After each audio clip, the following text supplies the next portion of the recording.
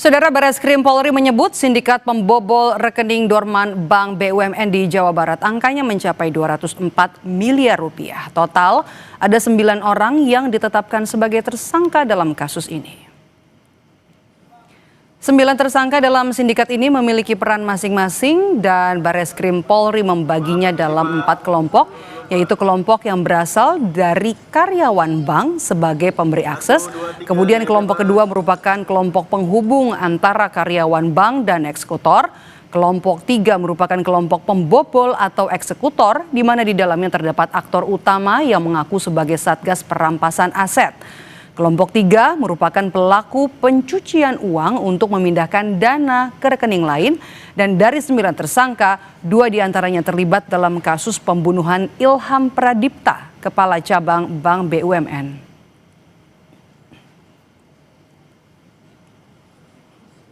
Dari hasil penyidikan yang dilakukan, berhasil memulihkan dan menyelamatkan seluruh dana yang ditransaksikan secara ilegal dengan total 204 miliar rupiah. Serta dari proses penyidikan tersebut, penyidik telah menetapkan 9 orang tersangka yang terdiri kita kelompokkan. Yang pertama yaitu kelompok pelaku yang berasal dari karyawan bank, yaitu AP, 50 tahun, selaku kepala cabang pembantu, yang perannya memberikan akses ke aplikasi core banking system kepada pelaku pembobol bank untuk melakukan transaksi pemindahan dana secara in absentia.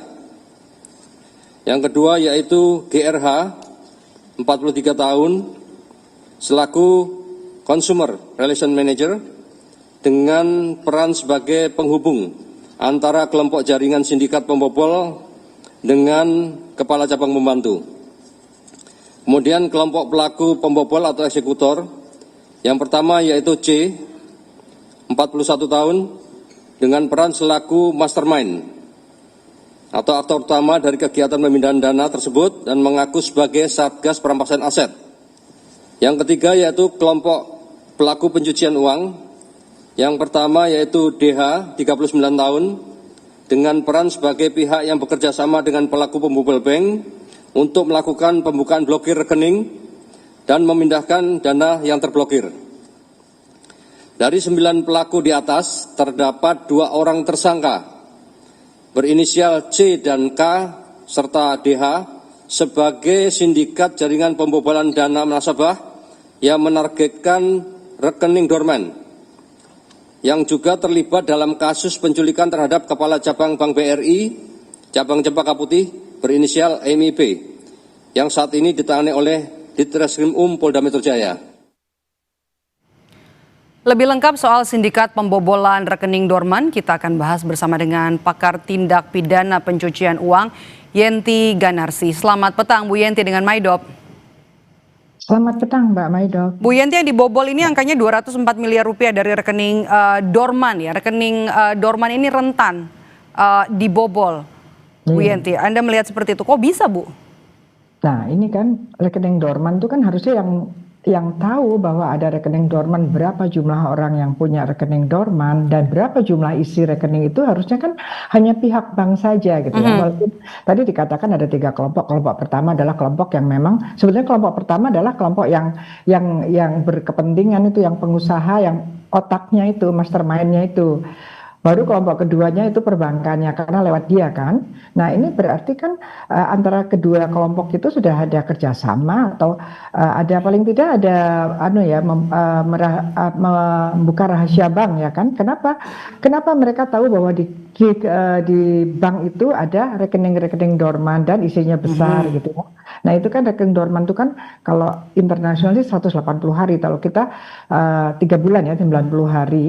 Yaitu kalau tidak ada pendebitan dan kredit itu memang harus disampaikan, takutnya apakah ini yang memiliki sudah meninggal atau apa dan sebagainya gitu ya. Nah ini kan yang mengawasi atau yang mengontrol itu hanya orang-orang tertentu dari bank itu kenapa bisa bobol, dan ini saya kira jangan-jangan ini bukan baru sekali ini terjadi gitu ya. Nah setelah itu mereka akan kerjasama, mereka akan mencari orang-orang yang bisa menghubungkan antara, setelah diketahui bahwa bank ini ada dorman baru kan, mereka siapa orang yang bisa mencari, menghubungkan kepala cabang di mana rekening dorman itu cukup besar kan gitu ya. Bukan dorman yang kecil-kecil pastinya karena resikonya besar sekali ini kan. Kemudian setelah itu mereka juga mencari apa ya orang yang bisa bagaimana membobol rekening itu sendiri ya, rekening itu sendiri. Memang kejahatan perbankan itu tidak mungkin terjadi kalau tidak ada orang dalam, ya itu tidak mungkin.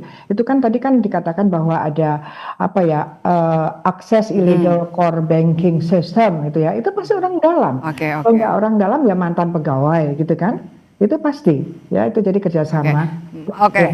Oke Bu, jadi ini bukan hanya semata-mata karena kelemahan sistem perbankan kita, tapi juga ada pihak orang dalam yang tidak tahan untuk memberikan akses begitu atau membuka akses. Iya. Sistem itu sebetulnya tidak terlalu kalau kita katakan tidak rentan sepanjang integritasnya terjaga ya. Sistem itu tidak rentan, bahkan ketahuan kalau ada masalah ya. Justru sistem yang ada itu pun kemudian dibukanya juga pasti walaupun pakai sistem juga tapi manual dia membuka ke sana gitu. Jadi bukan banking crimes yang dari luar itu misalnya seperti scamming dan sebagainya, bukan. Ini kan sudah kerjasama memberikan aksesnya, user name-nya dan lain sebagainya, mereka buka dengan gampangnya kan, karena dia menyalahgunakan kekuasaannya juga. Harusnya kan user itu kan hanya untuk dia, tapi kemudian digunakan untuk membobol rekening. Dan setelah mengetahui itu, kemudian uang itu dengan mungkin secara ini ya e-banking maksudnya ya, kok menggunakan istilah in absentia itu mungkin memang tidak hadir ya memang tidak, itu pasti menggunakan banking crimes wire ya, wire banking system yang dibongkar gitu ya. Artinya memang bukan orangnya datang gitu ya, in absentia. I don't know kenapa menggunakan terminologi itu, tapi itu adalah penggunaan pembobolan bank menggunakan sistem white collar crime banking system. Nah setelah itu kan kemudian kan disiapkan juga rekening-rekening penampungan kan gitu ya, di situ juga kan rekening penampungan itu gampang lah, easy ya. Tetapi seharusnya ketika ada rekening-rekening penampungan dan kemudian itu harusnya menjadi kecurigaan pihak bank yang lain gitu ya, selain yang terlibat ini, kenapa ada penampungan dan kemudian uang itu mengucur, karena uang itu kemudian sudah pindah lagi ke money changer kan. Nah ini harus dilihat lagi, kenapa kok tidak ketika ketahuan, padahal ini sebetulnya mudah ketahuan harusnya kalau banking system controlnya itu bagus. Bu Yenti, ciri dari sebuah rekening yang dijadikan sebagai rekening tampungan untuk mencuri uang dari rekening dorman itu gimana Bu? Pada umumnya ya penipuan-penipuan online itu orang yang menipu tuh pasti mengincar rekening orang yang ditipu. Artinya mereka melakukannya lewat bank rekeningnya gitu kan. Nah itu pada umumnya mereka yang melakukan itu akan bikin rekening baru gitu ya. Mestinya know your customers-nya perbankan ini benar-benar ditaati. Jadi jangan hanya formalitas. Ini siapa yang mau membuka rekening, terus kemudian dilihat setelah membuka rekening tiba-tiba masuknya seperti apa, itu harusnya dicermati. Kalau memang mencurigakan langsung laporkan kepada PPATK. Sayangnya tidak. Selalu beberapa kejahatan seperti ini baru ketahuan ketika orang kan tertipu online. Ada yang satu hari itu sampai hampir lebih dari 100 juta, 200 juta. Itu satu orang, belum beberapa orang masuk terus keluar sorenya atau siangnya atau beberapa menit kemudian sudah keluar. Tetapi bank tidak melaporkan, padahal itu adalah rekening yang mencurigakan, seharusnya itu transaksi yang mencurigakan yang seharusnya pihak bank langsung lapor. Nah disinilah kenapa masyarakat tuh rentan tertipu melalui rekeningnya dibobol dari luar, itu diperintahkan seperti ini kan gitu ya, mengaku sebagai satgas dan itu mengatakan pasti motifnya mengatakan jangan bilang siapapun ya, itu selalu korban mengatakan seperti dihipnotis. Sebetulnya bukan hipnotis, itu cuma dibawa alur ceritanya sedemikian rupa dan selalu ada titik-titik tertentu yang mengatakan jangan bilang siapa-siapa. Nanti dia bilang kamu terancam dan sebagainya. Sehingga uang itu mengalir ke sana berapa menit kemudian keluar. Maaf saya potong Bu Yenti. Bu Yenti, jadi singkat saja, apakah cukup hanya orang dalam atau juga perlu sampai pimpinan-pimpinan banknya juga untuk diperiksa? Ya kalau seperti ini kan bukan hanya orang yang akan terlibat ya yang diperiksa ya. Seperti pimpinan banknya juga akan dilihat, terutama berkaitan dengan kontrol berkaitan dengan reporting obligation ya, ketika ada transaksi yang mencurigakan. Saya kira ini salah satu kasus. Kasus lain banyak sekali penipuan-penipuan nasabah yang ditipu online kemudian menggunakan rekening. Sayangnya pihak bank kurang kooperatif untuk membela masyarakat sehingga mudah sekali setelah masuk keluar. Dan kemudian ketika ini disalurkan ke money changer dan sebagainya itu adalah pencucian uang. Tetapi juga ketika membuka rekening penampungan dan yang membuka itu mendapatkan uang, itu dia sudah terjadi pencucian uang. Kita sudah dapat poinnya. Baik, terima kasih atas perbincangannya di Kompas Petang hari ini. Terima kasih Bu Yenti Ganarsi, pakar tindak pidana pencucian uang. Sehat selalu Bu Yenti.